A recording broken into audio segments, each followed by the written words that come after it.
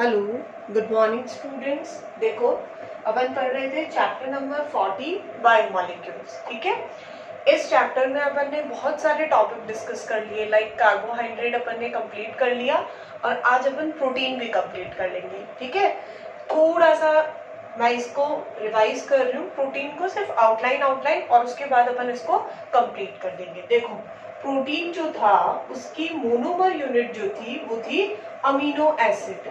ठीक है, amino acid का फॉर्मूला होता है NH2CHRCOOH। ठीक है, देन उसके बाद अपन ने देखा था, अपन ने अमीनो एसिड जो है उनका क्लासिफिकेशन देखा था। First on the basis of nature, second on the basis of requirement and third on the basis of nature, requirement and third on the basis of position. First, on the basis of nature, amino acids are classified into three categories. ठीक है, first is neutral, acidic, basic. On the basis of requirement, amino acids are classified into two categories, essential and non-essential amino acid.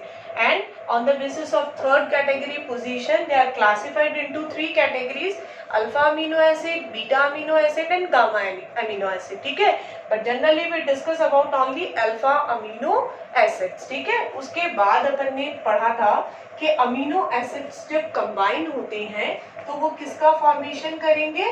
Peptide का। ठीक है, then peptide convert into dipeptide, tripeptide and polypeptide. ठीक है, और polypeptide जो chain होती है उसी को अपन ने क्या बोला था? प्रोटीन बोला था। ठीक है, अब देखो, उसके बाद अपन ने प्रोटीन का स्ट्रक्चर देखा था, primary structure, secondary structure, tertiary structure and quaternary structure. ठीक है, प्राइमरी स्ट्रक्चर कैसा स्ट्रक्चर था बेटा? स्ट्रेट लीनियर था, जिसमें only and only peptide bonding थी, उसके अलावा कोई और बॉन्डिंग नहीं थी। ठीक है, सेकेंड जो स्ट्रक्चर था वो था सेकेंडरी स्ट्रक्चर। ठीक है, सेकेंडरी स्ट्रक्चर कितने टाइप का था बेटा? टू टाइप्स का। First one is alpha helix and second one is beta pleated sheet structure, जिसमें पेप्टाइड बॉन्ड के साथ साथ और कौन सा बॉन्ड था? Hydrogen bond. ठीक है, थर्ड बॉन्ड थर्ड कैटेगरी कौन सी थी? टर्शरी। ठीक है, टर्शरी जो था उसमें हाइड्रोजन बॉन्डिंग भी थी, पेप्टाइड बॉन्डिंग भी थी, डाइसल्फाइड बॉन्डिंग भी थी, देन डाइपोल डाइपोल अट्रैक्शन भी था and electrostatic force of attraction भी था। क्लियर है? देन अपन ने देखा था क्वाटरनरी स्ट्रक्चर। क्वाटरनरी स्ट्रक्चर में अपन ने देखा था अगर टू जो टर्शरी है यूनिट्स वो आपस में कॉइल्ड हो जाए, ठीक है, तो उस टाइप का जो स्ट्रक्चर बनेगा उसको क्वाटरनरी स्ट्रक्चर बोला था। ठीक है, उसके बाद अपन ने पढ़ा था types of protein, fibrous protein and globular protein. Fibrous protein का एग्जांपल था केराटिन एंड मायोसिन। ठीक है, and the example of globular protein albumin and insulin. Clear?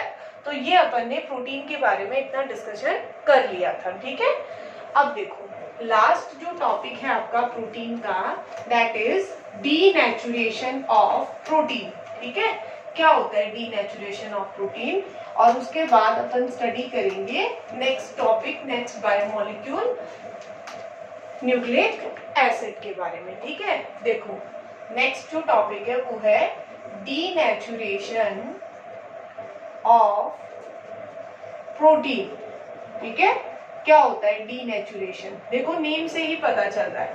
Denaturation means, देखो आपने बहुत सारे टर्म्स पढ़ी होंगी। Hydrogenation means addition of hydrogen, dehydrogenation means removal of hydrogen, halogenation addition of halogen, dehalogenation removal of halogen. वैसे ही denaturation, de word का meaning कोई भी अपन चीज रिमूव कर रहे हैं, मीन्स जो उसकी एक्चुअल कंडीशन है, जो उसकी एक्चुअल पोजीशन है, जो इसका एक्चुअल वर्क है, उसको अपन क्या कर रहे हैं? डिस्टर्ब कर रहे हैं। डीनेचुरेशन, उसका जो नेचुरल प्रोसेस है उसको अपन डिस्टर्ब कर रहे हैं। ठीक है, अब ये डिस्टर्ब अपन किस किस टाइप से कर सकते हैं? ये डिस्टर्ब अपन कर सकते हैं उनके टेम्परेचर में चेंज करके, ठीक है, उसके पीएच में चेंज करके। तो अपन उनका अगर टेम्परेचर चेंज करें तो भी प्रोटीन का अपन नेचुरल जो प्रोसेस है उसको चेंज कर सकते हैं। अगर अपन उसका पीएच चेंज करें तो भी अपन उसकी नेचुरल प्रोसेस को डिस्टर्ब कर सकते हैं। जो उसकी नेटिव प्रॉपर्टी है, जो उसका नेचुरल प्रोसेस है, उसको अपन डिस्टर्ब कर सकते हैं। देखो इसका एक एग्जाम्पल है। होता क्या है, चलो होता ये देखो, पहले तो होता क्या है डीनेचुरेशन से। बहुत सिंपल सा एग्जाम्पल है, एक एग, ठीक है। एग में आपको पता है प्रोटीन प्रेजेंट होती है। कौन सी प्रोटीन होती है? एल्बुमिन प्रोटीन होती है, ठीक है। जनरली एग जो होता है उसका वर्क क्या होगा? अगर एक्चुअल में अपन एग को देखें तो उसका नेचुरल वर्क है कि वो एग क्या करेगा? आगे एम्ब्रियो फॉर्मेशन करेगा, ठीक है। और अगर उस एम्ब्रियो का आगे डेवलपमेंट हो तो उससे चिक बनेगा एंड देन आगे उसका हैन वगैरह जो है वो उससे बनेगी, ठीक है। बट अपन क्या करते हैं, जैसे एग होता है, अगर उसको बॉईल कर ले, ठीक है, तो अब उससे एम्ब्रियो फॉर्मेशन, चिक फॉर्मेशन, वो सारी चीजें नहीं होगी। मींस जो उसका नेचुरल वर्क था वो क्या हो गया? अब डिस्टर्ब हो गया, ठीक है। क्या करने पर? टेम्परेचर को चेंज करने पर। टेम्परेचर अपन ने चेंज किया तो उसका जो कॉइल्ड स्ट्रक्चर था, आपको पता है एल्बुमिन प्रोटीन कैसी होती है? ग्लोबुलर होती है, ठीक है। तो ये जो ग्लोबुलर प्रोटीन थी, इसके अंदर अगर आपने टेम्परेचर को इंक्रीज किया, टेम्परेचर चेंज किया, तो ये किस में कन्वर्ट हो जाएगी? स्ट्रेट फॉर्म में, ठीक है। ये जो कॉइल्ड स्ट्रक्चर है ये अनकॉइल्ड हो जाएगी, ठीक है। और इसी प्रोसेस को अपन क्या बोलते हैं बेटा? डीनेचुरेशन ऑफ प्रोटीन, ठीक है। तो टेम्परेचर चेंज का जो एग्जाम्पल है वो तो ये हो गया, ठीक है, आपका एग वाला एग्जाम्पल हो गया। एंड सेकेंड जो एग्जाम्पल है पीएच चेंज का, ये भी आप डेली लाइफ में बहुत ज्यादा देखते हो, कर्डलिंग ऑफ मिल्क, ठीक है। जब मिल्क से अपन जो कर्ड बनाते हैं उस प्रोसेस को, कर्डलिंग ऑफ मिल्क जो है, उस प्रोसेस में अपन क्या चेंज करते हैं? पीएच चेंज करते हैं, ठीक है। फॉर एग्जाम्पल जो मिल्क होता है उसकी पीएच डिफरेंट होती है, ठीक है। अब अपन उसमें अगर कर्ड मिक्स कर देंगे तो कर्ड मिक्स करने पे क्या होगा? उसका पीएच चेंज हो जाएगा। और पीएच चेंज हो जाएगा तो अब वो जो मिल्क की प्रोटीन थी वो चेंज हो जाएगी और वो किस में कन्वर्ट हो जाएगी? लैक्टिक एसिड में कन्वर्ट हो जाएगी, वो कर्ड में चेंज हो जाएगा। क्लियर है, ठीक है। तो इस प्रोसेस को बोलते हैं डीनेचुरेशन ऑफ प्रोटीन। तो ये प्रोसेस है, आपका लास्ट टॉपिक है प्रोटीन का, कि अगर आपने प्रोटीन जो है उसके टेम्परेचर में कुछ चेंज किया या उसके पीएच में कोई चेंज किया तो जो उस प्रोटीन का नेचुरल वर्क है, जो उसकी नेटिव प्रॉपर्टी है, वो डिस्टर्ब हो जाती है, ठीक है। और उससे क्या होता है कि वो एक दूसरे स्ट्रक्चर में चेंज हो जाता है, ठीक है। सेकेंड थिंग, उसका जो कॉइल्ड स्ट्रक्चर होगा वो अनकॉइल्ड हो जाएगा। क्या क्या करने पर? टेम्परेचर और पीएच चेंज करने पर। क्लियर, ठीक है। चलो अब देखो नेक्स्ट टॉपिक जो अपन पढ़ेंगे, ये आपका प्रोटीन जो है वो कंप्लीट हो गया। और उसके बाद अपन नेक्स्ट टॉपिक जो पढ़ेंगे वो है न्यूक्लिक एसिड। जो जेनेटिक मटेरियल होता है न्यूक्लिक एसिड, उसके बारे में अपन डिस्कशन करेंगे।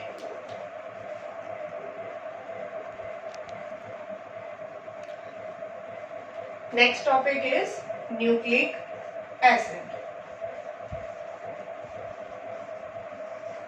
ठीक है। देखो सब बच्चों को पता है न्यूक्लिक एसिड क्या होता है। न्यूक्लिक एसिड एक जेनेटिक मटेरियल होता है जो कहाँ प्रेजेंट होता है? अपने न्यूक्लियस में प्रेजेंट होता है, ठीक है। देखो बहुत सारे बायो के स्टूडेंट्स भी होंगे, मैथ्स के स्टूडेंट्स भी होंगे, बायो वालों को इसके बारे में बहुत ज्यादा नॉलेज होगा क्योंकि 11th में भी उनके ये टॉपिक था और 12th में भी था, ठीक है। बट केमिस्ट्री में अपने इतना ज्यादा डिटेल में नहीं है ये।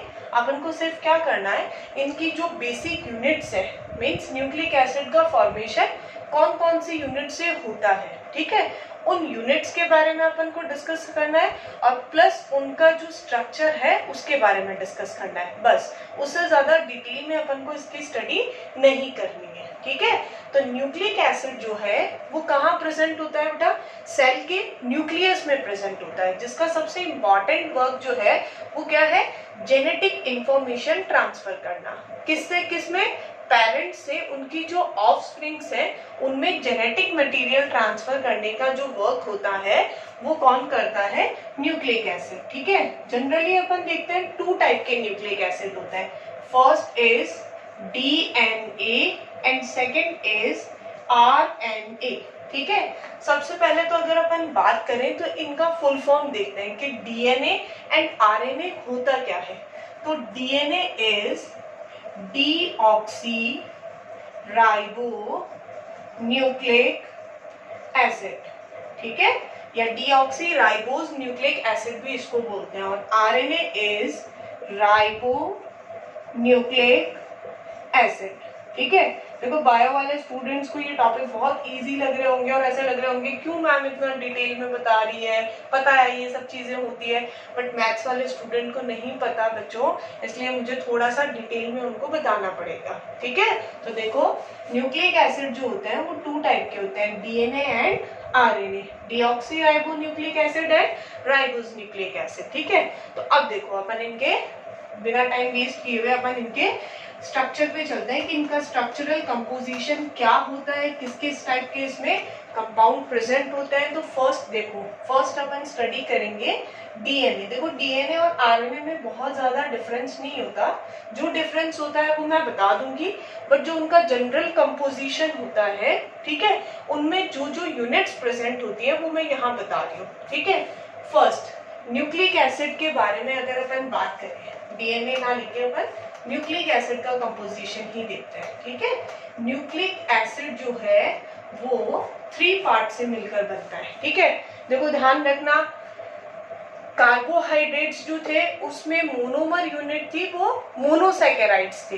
ठीक है, प्रोटीन्स के अंदर जो मोनोमर यूनिट थी वो अमीनो एसिड्स थी, बट यहाँ न्यूक्लिक एसिड में जो मोनोमर यूनिट्स होंगी वो सिंगल टाइप की नहीं होगी, वो कितने टाइप की होंगी?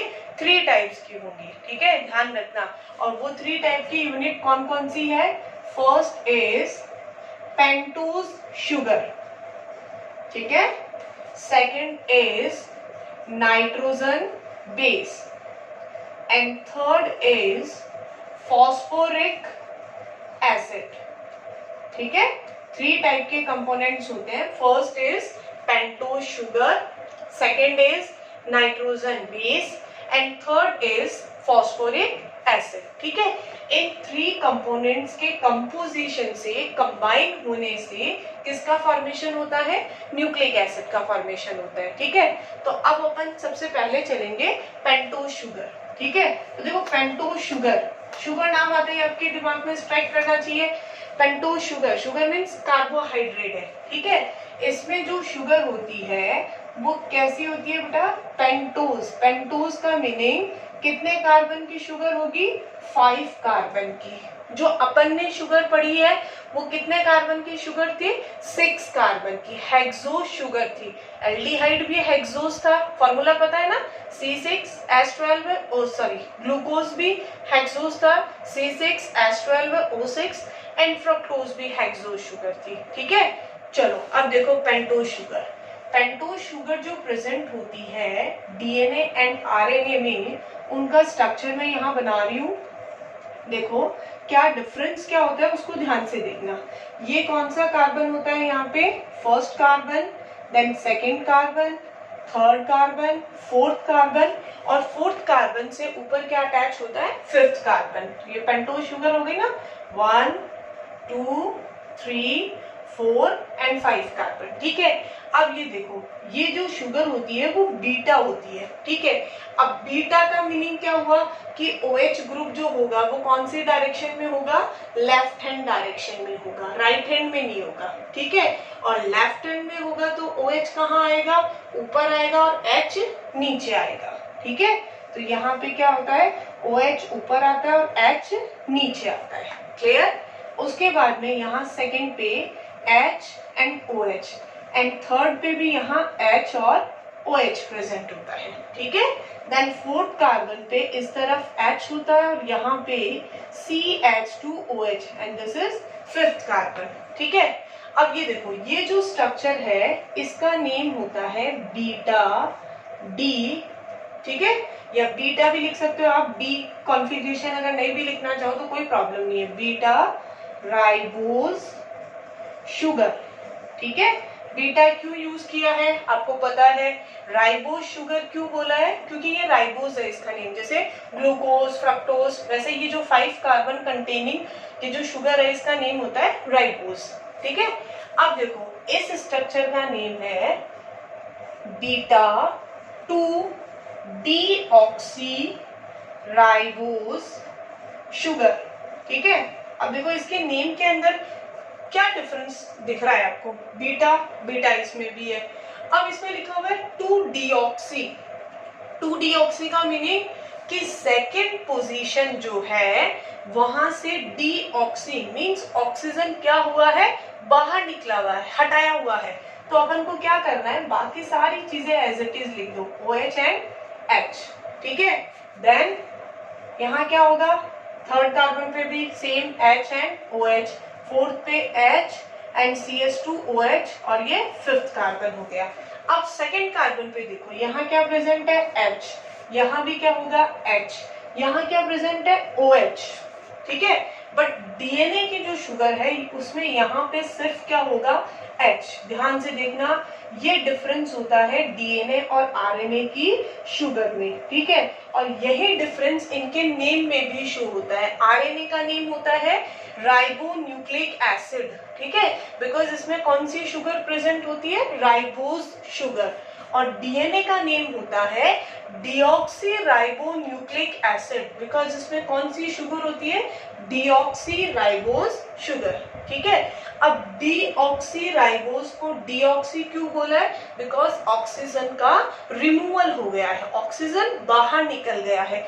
2 क्यों यूज किया है, बिकॉज सेकेंड पोजीशन पे हुआ है। क्लियर, तो सबसे जो फर्स्ट टॉपिक था अपना कि पेंटोज शुगर क्या होती है वो अपन ने देख ली। 2 टाइप की शुगर होती है, first is ribose sugar and second is 2 deoxy ribose sugar. ठीक है, तो ये हो गया डीएनए और आरएनए में प्रेजेंट जो शुगर है उनका स्ट्रक्चर। ठीक है, अब देखो सेकेंड टॉपिक जो अपन ने पढ़ा था वो अपन ने पढ़ा था नाइट्रोजन बेस। ठीक है, ये अच्छे से समझ में आ गया ना सबको।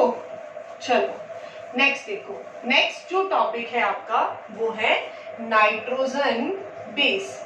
ठीक है, अब इनको नाइट्रोजन बेस क्यों बोलते हैं, इनको नाइट्रोजन बेस इसलिए बोलते हैं बेटा बिकॉज इनमें जो कार्बन की जो रिंग होती है, ठीक है, उसमें एक एटम प्रेजेंट होता है, वो हेटेरोसाइक्लिक रिंग्स होती है, मींस उसमें नाइट्रोजन एटम प्रेजेंट होता है।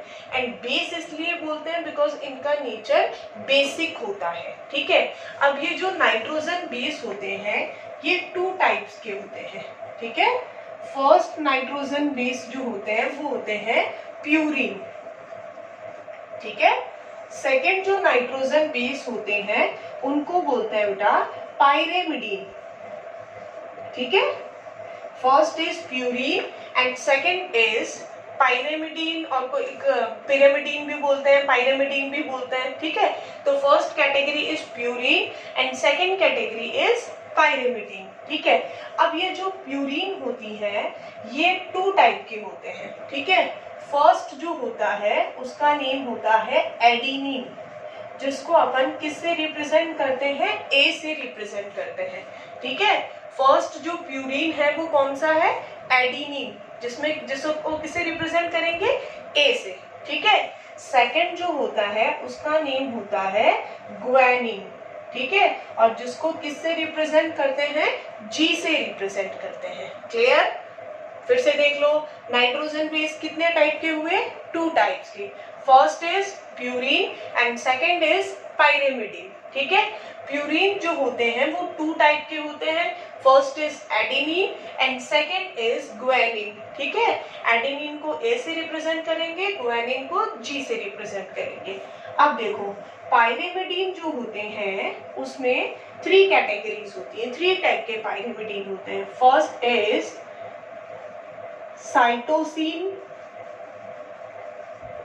ठीक है, next is thymine and third is uracil. ठीक है, cytosine C, thymine T and uracil U। Pyrimidine कितने टाइप के होते हैं बेटा? 3 टाइप्स के होते हैं। First is cytosine, second is thymine and third is uracil. ठीक है, दोबारा देख लो अच्छे से, यही लर्न हो जाने चाहिए। ठीक है, लेक्चर देखते देखते ये टॉपिक लर्न हो जाना चाहिए। फिर से देख लो, नाइट्रोजन बेस कितनी कैटेगरी में क्लासिफाइड किया अपन ने? 2 कैटेगरीज में। First is purine, very good. Second is pyrimidine. Purine classified into 2 categories, adenine and guanine. Purine कौन कौन से एग्जाम्पल है प्यूरिन के? Adenine and guanine. पायरिमिडीन के कौन से हैं? Cytosine, thymine and uracil. ठीक है, अब जो बात सबसे इम्पॉर्टेंट है, बहुत अच्छे से याद रखना है इस चीज को, बहुत बार एग्जाम में पूछा गया है। डीएनए एंड आरएनए जो होता है उनमें कितने कितने प्यूरिन और कितने कितने पायरिमिडीन होते हैं? डीएनए में 2 प्यूरिन होते हैं एंड 2 पायरिमिडीन होते हैं।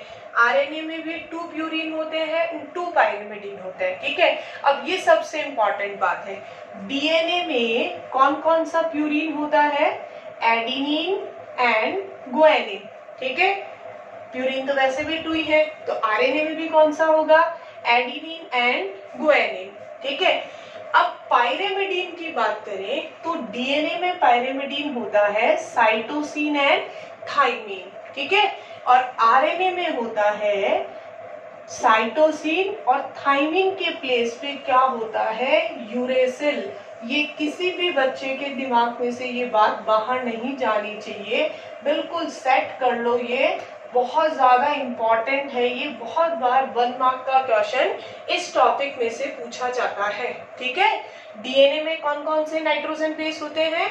Adenine, guanine, cytosine and thymine. ठीक है, आरएनए में कौन कौन से नाइट्रोजन बेस होते हैं? Adenine, guanine, cytosine and uracil. ठीक है, cytosine and uracil means thymine के प्लेस पे वहां पे कौन सा नाइट्रोजन बेस होता है? यूरेसिल। क्लियर? तो ये टॉपिक बहुत बार ये क्वेश्चन जो है वो एग्जाम में पूछा गया है, तो ध्यान रखना। ठीक है, चलो नेक्स्ट टॉपिक देखो। लास्ट अपना जो यूनिट है कंपोजिशन का वो है फॉस्फोरिक एसिड। ठीक है, लास्ट इज फॉस्फोरिक एसिड। ठीक है, फॉस्फोरिक एसिड क्या होता है? देखो, फॉस्फोरिक एसिड का फॉर्मूला होता है H3PO4। क्या फॉर्मूला होता है फॉस्फोरिक एसिड का? H3PO4। ठीक है, बायो वाले स्टूडेंट्स ने इसका नेम फॉस्फेट ग्रुप भी सुना होगा, अभी बता दूंगी मैं फॉस्फेट क्या होता है और फॉस्फोरिक एसिड क्या होता है। देखो, इसमें इस तरह की स्ट्रक्चर होती है। फॉस्फोरस जो होता है उसकी कितनी वैलेंसी होती है बेटा? 5 वैलेंसी होती है। ठीक है, तो किस तरह से कंबाइन होगा ये? Double bond O, okay, then OH, OH and OH। कितने हाइड्रोजन हो गए? 1 2 3। फॉस्फोरस कितना हो गया? 1। ऑक्सीजन कितने हो गए? 1 2 3 4। तो क्या फॉर्मूला हो गया? H3PO4। ठीक है, अब फॉस्फेट ग्रुप क्या होता है?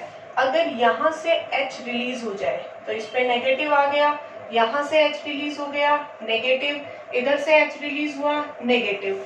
ये जो स्ट्रक्चर होती है क्या नेम होगा इसका? PO4। कितना नेगेटिव? 3 नेगेटिव। इस स्ट्रक्चर को अपन बोलते हैं फॉस्फेट। ठीक है, फॉस्फेट क्यों बोला इसको? बिकॉज इसमें से अपन ने H पॉजिटिव हटा दिया और ऑक्सीजन पे नेगेटिव चार्ज आ रहा है। ठीक है, जैसे H2SO4 क्या होता है बेटा? सल्फ्यूरिक एसिड, और SO4 2 नेगेटिव क्या होता है? सल्फेट।